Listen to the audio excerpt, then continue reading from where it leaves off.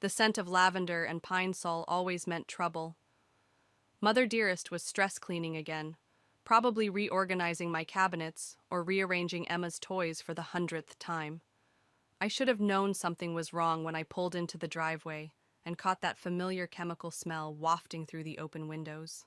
I'm Julia, and until today, I thought I had mastered the art of living with my mother-in-law, Martha. 6 months of practiced smiles, carefully chosen words, and strategic retreats to maintain peace in my own home. But sometimes peace comes at too high a price. Mommy! Emma crashed into my legs the moment I stepped through the door, her dark curls wild and untamed. Grandma Martha says we're having pizza for dinner. Does she now? I kept my voice light, though my stomach clenched. Another dinner decision made without my input. Another small rebellion against my authority in my own home. The house was spotless. Too spotless. Martha's cleaning frenzies usually meant she was building up to something. I found her in the living room, perched on the edge of the sofa like a bird of prey, hands folded primly in her lap. Julia, dear, how was your outing?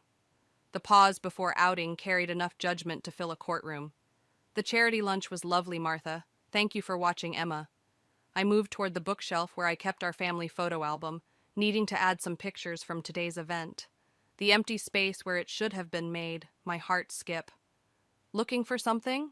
Martha's voice carried that sickly sweet tone she reserved for her special moments of triumph. The photo album. Oh, that old thing? She waved dismissively.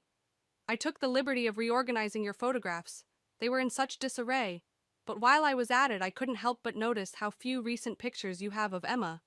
A mother should document every precious moment, don't you think? My fingers curled into fists. Where is it, Martha? She reached beside the sofa and produced a crisp white envelope. I've written down some thoughts about proper maternal documentation, and perhaps some other areas where a bit more attention might be beneficial. I snatched the envelope, my hands trembling as I pulled out the letter. Each perfectly penned word was a dagger. Dear Julia, as a mother myself, I feel compelled to address certain concerns regarding Emma's upbringing. Your frequent absences, 3 charity events this month alone, and lack of proper documentation of Emma's childhood moments suggest a troubling pattern of neglect. The letter went on, 2 pages of carefully crafted criticism disguised as concern. My photo album, the one containing every precious memory since Emma's birth, was being held hostage until I demonstrated more maternal responsibility. Where is my album? My voice came out steadier than I felt. Somewhere safe, Martha smiled, until you've had time to reflect on my suggestions. Emma tugged at my sleeve. Mommy, can we look at the pictures of my birthday? I crouched down to her level, forcing a smile. Not right now, sweetheart. Why don't you go play in your room while I talk to Grandma Martha? After Emma disappeared upstairs, I turned to face my mother-in-law. This ends now. I'm only thinking of Emma's best interests, Martha said, rising from the sofa. Someone has to. The front door opened and Ryan's voice called out, I'm home early. Something smells amazing. Martha's face transformed instantly into a mask of maternal concern. In here, darling. I was just having a heart-to-heart with Julia about some family matters. I watched her glide toward my husband, the letter crumpling in my grip. 6 months of subtle undermining, of questioning my every decision, of trying to drive a wedge between me and my daughter. But stealing my memories? That was her first real mistake, and I was done playing defense. Ryan's fork scraped against his plate, the sound grating against my nerves like fingernails on a chalkboard. He hadn't looked up once during Martha's theatrical recounting of her day with Emma. And then, Martha continued, dabbing her lips with a napkin, I showed Emma those lovely ballet videos from when you were young, Ryan. She was absolutely transfixed. That's nice, Mom. Ryan's attention remained fixed on his phone, probably checking work emails again. I pushed my untouched pizza around the plate, the stolen photo album weighing heavy on my mind. Emma, sweetie, how about we read that new library book before bed? Oh, Martha interjected. I've already promised to read her the special book I bought today. It's about a little girl who lives with her grandmother. Isn't that right, precious? Emma nodded, her eyes darting between Martha and me. The hesitation in her expression made my chest tighten. Actually, I said, measuring each word, I'd like to spend some time with my daughter before bed. Martha's smile didn't waver, but her knuckles whitened around her wine glass. Julia, dear, you've had your outing today. Surely you can spare Emma for one bedtime story with her grandmother. Ryan? I turned to my husband, silently pleading for support. He finally looked up, confusion crossing his features. What's the problem? Mom's just trying to help, Jules. You know how busy you've been lately with all these charity events. The betrayal stung worse than I expected. I've attended exactly 3 events in 6 months, Ryan. 3. Now, Julia, Martha's voice dripped with false concern. There's no need to get defensive. We're all family here. Speaking of which, Ryan, did you know Julia missed Emma's dance class last week? I didn't miss, I started, but Martha steamrolled over my protest. Emma was so disappointed when all the other mothers were there for the parent observation day. Ryan frowned. Jules, you didn't mention that. Because it wasn't parent observation day, I snapped. That's next week. I have it marked on the calendar in the kitchen. Martha's eyes widened in practiced innocence. Oh dear, did I get the dates mixed up? I could have sworn... Well, no matter, I was happy to step in regardless. Emma's small voice cut through the tension. Mommy, my tummy hurts. I pushed back from the table, grateful for the excuse to escape. Come on, sweetheart, let's get you upstairs. In Emma's bathroom, I held her hair back as she threw up the pizza. Martha appeared in the doorway, hovering like a concerned vulture. Poor dear, she cooed. I knew that second slice was too much. Julia, you really should monitor her portions more carefully. I bit back a retort, focusing instead on comforting Emma. It's okay, baby. Mommy's here. Perhaps, Martha suggested, Emma should sleep in my room tonight. I have more experience with sick children, after all. Absolutely not. The words came out sharper than I intended. Julia! Ryan's voice carried from the hallway. Mom's just trying to help. I helped Emma rinse her mouth, my mind racing. This was Martha's game, death by 1,000 cuts, each small criticism and intervention designed to paint me as an incompetent mother. Later, after Emma had finally fallen asleep in her own bed, I found Ryan in his home office. We need to talk about your mother. He sighed without looking up from his laptop. Can we not do this tonight? I have a presentation tomorrow. She took our photo album. What? That got his attention. She's holding it hostage until I prove I'm a better mother. Ryan rubbed his temples. Jules, that doesn't even make sense. Mom wouldn't... Check her room, I challenged. Right now. I'll wait. He stared at me for a long moment before standing. Fine, but when we don't find anything, I want you to drop this attitude toward my mother. I followed him to Martha's door, where we found it locked, a first since she'd moved in. Ryan knocked. Mom? You awake? Just a moment, darling. Martha's voice was followed by suspicious rustling sounds. When she opened the door, her smile was too bright, too rehearsed. Behind her, I caught a glimpse of something familiar being hastily shoved under her pillow, the corner of a blue album cover I would recognize anywhere. Ryan saw it too. His shoulders tensed, but before he could speak, Martha launched into a story about feeling unwell and needing her rest. As we walked away, I watched my husband's face carefully. The crack in his perfect image of his mother was tiny, but it was there, and I intended to make it bigger. The email from Emma's school glowed accusingly on my phone screen. My daughter had been enrolled in 3 new after-school activities: advanced math tutoring, competitive gymnastics, and Chinese lessons. I hadn't signed up for any of them. My brother David set a steaming cup of coffee in front of me. We were hiding out in his restaurant's back office, the only place I could think straight anymore. Show me that email again. I handed him my phone. The enrollment forms were signed last week, while I was at that dentist appointment. Jesus, David muttered, scrolling through the message. Martha's got some nerve, signing Emma up for all this without telling you. She used Ryan's email address. He probably hasn't even noticed the confirmations coming in. I wrapped my hands around the coffee mug, trying to stop them from shaking. You should see Emma, David. She's exhausted, 6 years old and scheduled down to the minute. Have you told Ryan? He's barely home. When he is, Martha's always there, hovering, controlling the narrative. The coffee burned my tongue, but I welcomed the pain. This morning, she told him I forgot to pack Emma's lunch. I didn't forget. She hid the lunch I made and packed her own. A knock at the office door made me jump. One of David's waitresses poked her head in. Sorry to interrupt, but there's a call for Julia. Says it's about Emma. My heart stopped. I grabbed the phone from David's desk. Hello? Mrs. Harrison? This is Nurse Chen from Riverside Elementary. Emma's feeling unwell. She got dizzy during her lunch break and... Dizzy? Is she okay? She's resting now. Your mother-in-law is already here to pick her up. No! The word exploded from me. Do not release my daughter to anyone but me. I'm on my way. I found them in the nurse's office. Martha perched on the edge of Emma's cot, stroking her hair. My daughter's face was pale, dark circles under her eyes that no 6-year-old should have. Julia, Martha's voice dripped concern. You didn't need to leave your... Whatever you were doing, I had everything under control. Emma, baby, how are you feeling? I knelt beside the cot, opposite Martha. Tired, Mommy, my head hurts. Of course she's tired, Martha said. Children need structure, discipline. These new programs will help build her character. Programs you signed her up for without my knowledge or consent. Martha's eyes narrowed. Ryan agreed. Ryan doesn't know, does he? You forged the signatures, used his email, just like you've been going through my phone, deleting messages from the school.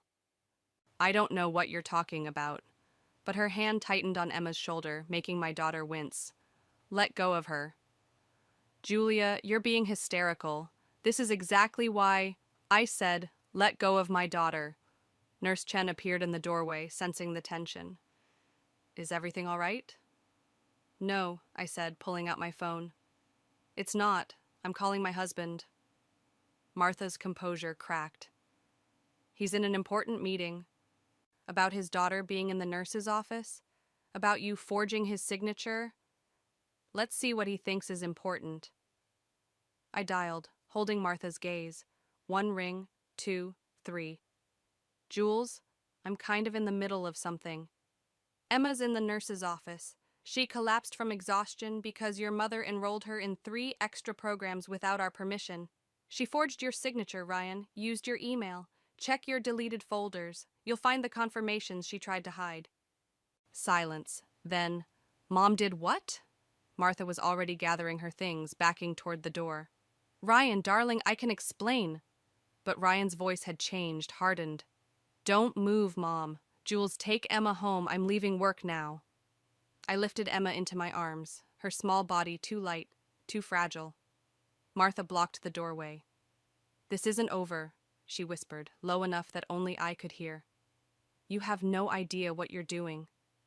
No, Martha, I replied, feeling Emma's arms tighten around my neck. For the first time, I know exactly what I'm doing. As I carried Emma to the car, I felt something shift inside me. This wasn't just about the photo album anymore. This was war, and Martha had just lost her first major battle, but the look in her eyes told me she wasn't done fighting, not by a long shot. The box appeared on our doorstep 3 days after the school incident. No return address, just Emma's name in Martha's perfect cursive. Inside lay my wedding dress, carefully cut into precise, methodical strips. I stood in the kitchen, holding the mutilated silk when Ryan came home early. His face darkened at the sight. Mom's gone too far. He ran his fingers through his hair. I'll talk to her. Like you talked to her about the forged signatures? The words came out sharper than intended.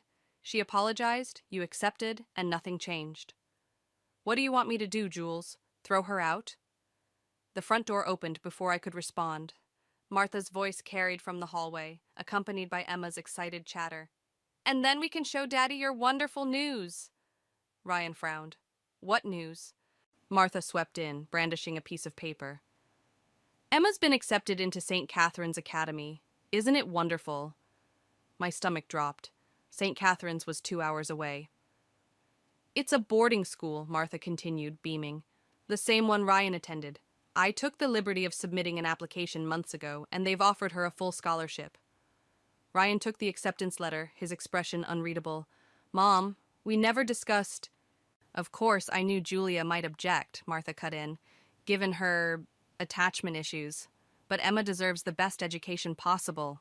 Don't you agree? Emma tugged at my sleeve. Grandma says they have horses, Mommy. I crouched down to her level, fighting to keep my voice steady. Sweetie, why don't you go upstairs and start your homework? We need to talk about this as adults. Once Emma was gone, I turned to Martha. You had no right. I had every right. Martha's mask slipped, revealing something cold beneath. As a grandmother, as a former educator, as someone who wants more for Emma than this. She gestured dismissively at our home. Ryan, I said quietly, your mother just tried to send our daughter to boarding school without consulting us. Are you going to say anything? He stood there, still holding the acceptance letter, looking lost. It is a good school, Jules. Something inside me shattered. I need some air. I grabbed my keys, the shredded wedding dress still clutched in my other hand. Julia, don't be dramatic, Martha called after me. This is exactly why Emma needs proper guidance. I slammed the door on her words. 20 minutes later, I sat in David's office again, spreading the strips of my wedding dress across his desk. She's trying to take Emma. My voice sounded strange, distant. And Ryan, he's actually considering it. David examined one of the silk strips. This is a threat, Julia. She's showing you what she can do to your marriage, your family. I know. I picked up a piece of the dress, remembering how proud Martha had been at the wedding, all smiles and tears. She's been playing the long game. Every criticism, every helpful suggestion, every time she undermined my decisions, it was all leading to this. What are you going to do? Before I could answer, my phone buzzed, a text from Ryan. Come home, please, we need to talk. Another buzz, this time from an unknown number. I opened it and felt my blood freeze. Photos of me, taken without my knowledge over the past week, at David's restaurant, running errands, meeting my friend Sarah for coffee. The final image showed me embracing David outside his restaurant, the angle making our innocent hug appear intimate. A message followed. What would Ryan think about his wife's afternoon activities? Perhaps Emma really would be better off at boarding school. David read the messages over my shoulder and swore. That's it. We're going to the police. No. I stood up, something hardening inside me. Martha wants to play games? Fine. But she forgot something important. What's that? I gathered the strips of my wedding dress, each piece a reminder of Martha's escalating war against me. I'm not just fighting for my marriage anymore. I'm fighting for my daughter, and unlike Martha, I don't need to play dirty to win. Julia. I'm going home, I said, my voice steady for the first time in days. It's time to show Ryan exactly who his mother really is. The antique vase shattered against the hardwood floor, its pieces scattering like broken promises. I stood frozen in the hallway, watching Martha's performance begin. Emma! Her voice carried upstairs. Come down here this instant! I'd been heading to the kitchen when I'd overheard her whispered phone conversation. Of course I have a plan. When Julia confronts me about the photos, I'll make sure Emma takes the blame for something valuable. Then we'll see who's the responsible parent. The sound of Emma's footsteps pulled me back to the present. My daughter appeared at the top of the stairs, still in her pajamas. What happened? Emma's voice trembled. Martha's face twisted into a mask of stern disappointment. Did you knock over great-grandmother's vase while running in the house? The one I specifically told you to be careful around? I didn't. Emma was in her room, I said, stepping forward. I've been standing here the whole time. Martha's eyes narrowed. Julia, please. I saw her running past just moments ago. That's interesting. I pulled out my phone, showing the video I'd started recording the moment I heard her plan. Because I saw something very different. The color drained from Martha's face. You were spying on me? Mom, what's going on? Ryan appeared from his home office, drawn by the commotion. Martha's tears appeared on cue. Oh, Ryan, I was just trying to teach Emma about responsibility. And Julia? She's trying to turn everyone against me. By breaking your own vase? I played the video. Martha's voice filled the hallway. When Julia confronts me about the photos. What photos? Ryan asked. Martha lunged for my phone. I stepped back, letting her momentum carry her forward. She stumbled, catching herself against the wall. The ones she took of me without my consent. I pulled up the threatening messages. The ones she used to suggest I was having an affair with my own brother. Ryan took my phone, scrolling through the messages. His jaw tightened. Mom? She's twisting everything. Martha's voice rose hysterically. I was protecting you, protecting Emma. Julia's been sneaking around, meeting that brother of hers in secret. For coffee, I cut in. At his restaurant, in public. Because my own home hasn't felt safe since you moved in. Emma's small voice broke through the tension. Grandma broke the vase. I saw her from upstairs. Martha spun toward Emma. Darling, you're confused. You know how your mother fills your head with... Don't! Ryan's voice was ice. Don't you dare try to manipulate my daughter. Ryan, sweetheart. The boarding school application? He advanced toward his mother. The deleted emails, the forged signatures, and now this? Martha's facade cracked. Everything I did for this family. Julia's not good enough for you, can't you see that? She's turning Emma soft, making her weak. The only weakness I see, Ryan said quietly, is your grip on reality. I gathered Emma into my arms, feeling her tremble. Go pack a bag, sweetheart. We're going to spend a few days at Uncle David's. No one is going anywhere, Martha blocked the stairs. This is my family. I won't let you destroy it. Your family? Ryan's laugh was hollow. You've been destroying it piece by piece since you moved in. The photo album, Julia's wedding dress, and now this? You're the one tearing us apart. The wedding dress? Martha's smile turned cruel. She deserved it. Parading around like she belongs here, like she's worthy of the Harrison name. That's enough. Ryan pulled out his phone. I'm calling a car service. Pack your things, Mom. You're moving into a hotel tonight. Martha's mask shattered completely. You can't do this to me. I'm your mother. And I'm your son, watching you try to destroy my wife and traumatize my child. Ryan's voice broke. I chose this family. My family. It's time for you to leave. As Martha stormed upstairs, hurling threats and accusations, I held Emma closer. The broken vase glittered around us like the remnants of Martha's control, finally shattered beyond repair. But in the fragments, I saw something else. The reflection of my family, stronger in their brokenness, ready to rebuild without Martha's poisonous influence. The war wasn't over. Martha's retreat would only make her more dangerous. But for the first time, we were fighting together. The hotel lobby gleamed with polished marble and false promises. Martha sat across from us, perfectly composed in her designer suit, while a team of lawyers arranged papers on the mahogany table between us. It's quite simple, her lead attorney said. Either Emma attends St. Catherine's or Mrs. Harrison will pursue full grandparental rights. Ryan's hand tightened around mine. You can't be serious. Oh, but I am. Martha's smile never reached her eyes. I've documented everything. Julia's erratic behavior, her suspicious meetings, her attempts to alienate Emma from her family heritage. By family heritage, you mean you, I said. Martha's lawyer slid forward a thick folder. We have witness statements from Emma's teachers about Julia's frequent absences from school events, documentation of emotional manipulation, evidence of an inappropriate relationship with her brother. Those pictures were taken out of context, Ryan snapped. You orchestrated all of this. Did I? Martha leaned forward. Or did I simply observe a mother who's clearly unfit? The courts tend to favor stability, tradition, a prestigious boarding school education versus, what exactly? Afternoon cartoons and takeout dinners?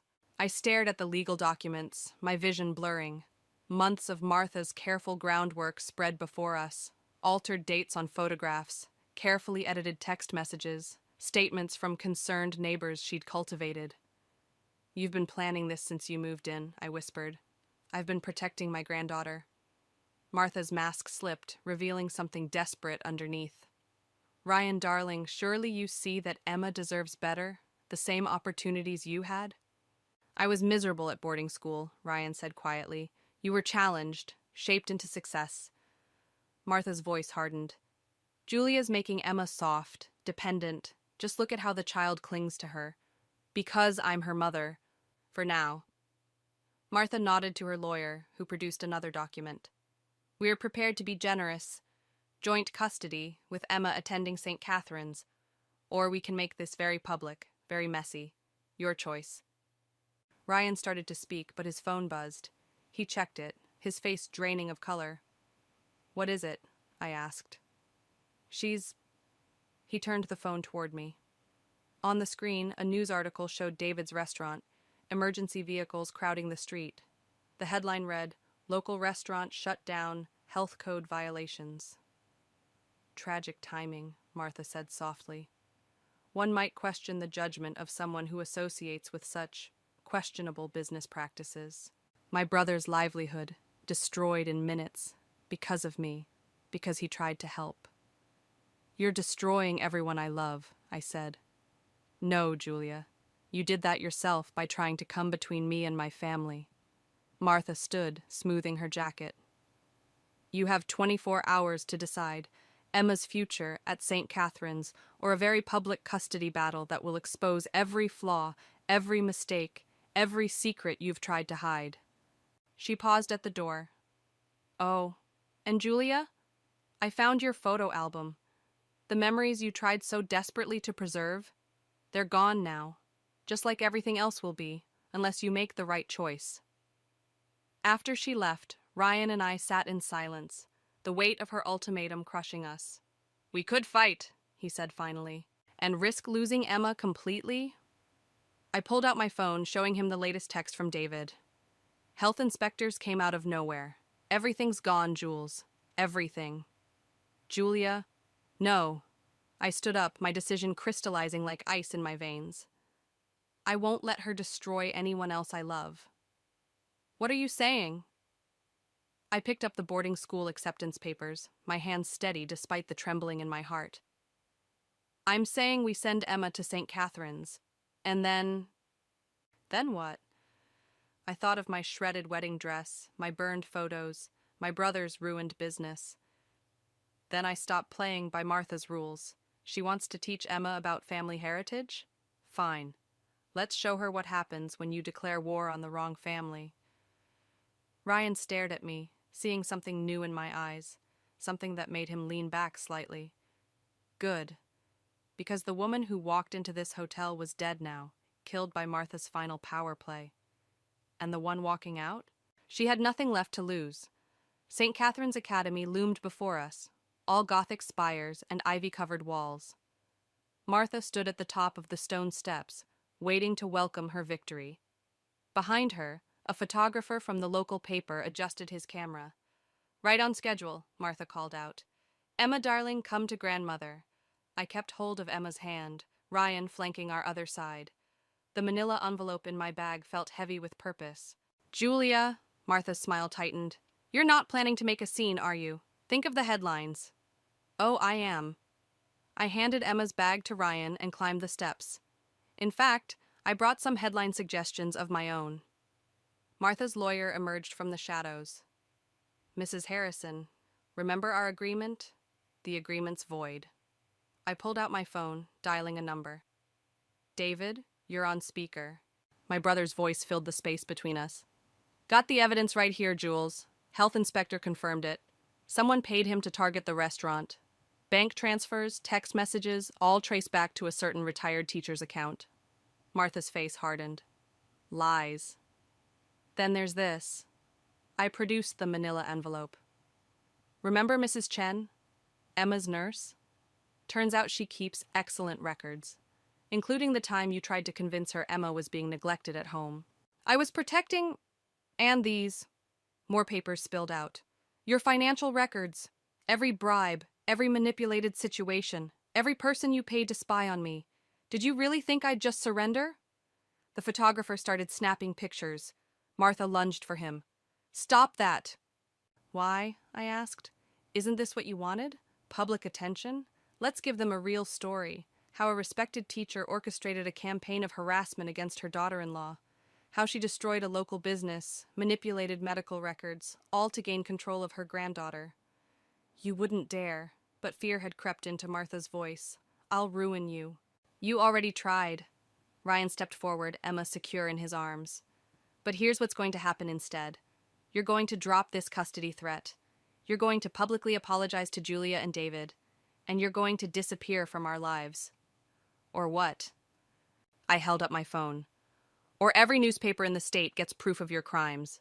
Every parent at your precious St. Catherine's learns what kind of woman you really are.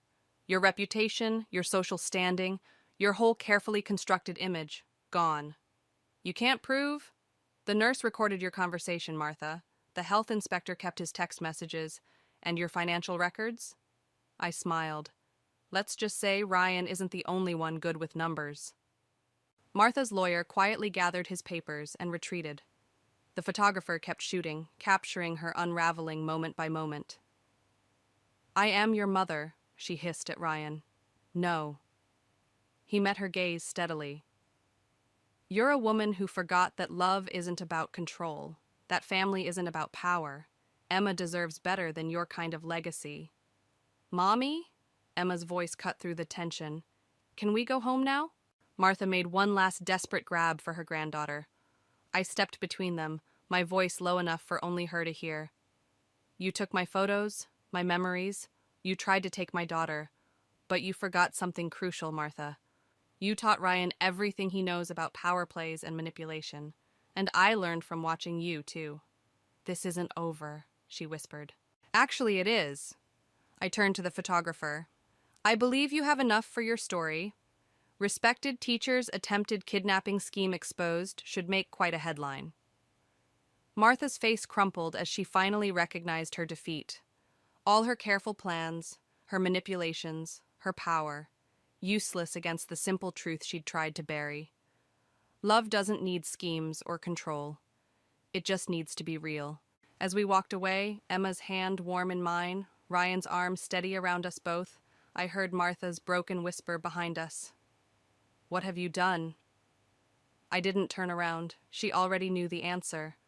I'd done exactly what she taught me to do. Protect my family at any cost. The difference was, I'd won by telling the truth, not by burying it. And that would haunt her more than any revenge I could have planned. The small box arrived on a Tuesday, addressed to Emma in Martha's unmistakable handwriting.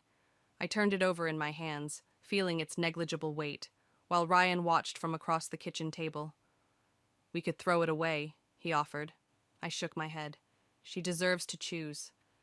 Emma sat cross-legged on the floor, surrounded by the art supplies from her 7th birthday party last week. She barely glanced at the package. Is it from Grandma Martha? Yes, sweetheart. She returned to her drawing. I don't want it. Ryan and I exchanged looks. In the 3 months since St. Catherine's, Martha's carefully constructed world had crumbled. The newspaper story had exposed everything. The bribes, the manipulation, the orchestrated campaign against our family. She'd retreated to a small apartment across town, her social circle evaporating as quickly as her reputation. Maybe we should see what it is, I suggested, though part of me wanted to burn it unopened. Emma shrugged, so I carefully unwrapped the package. Inside lay my missing photo album, its blue cover faded but intact. A note rested on top. I kept them safe. With trembling fingers, I opened the album. Every photo was there, perfectly preserved.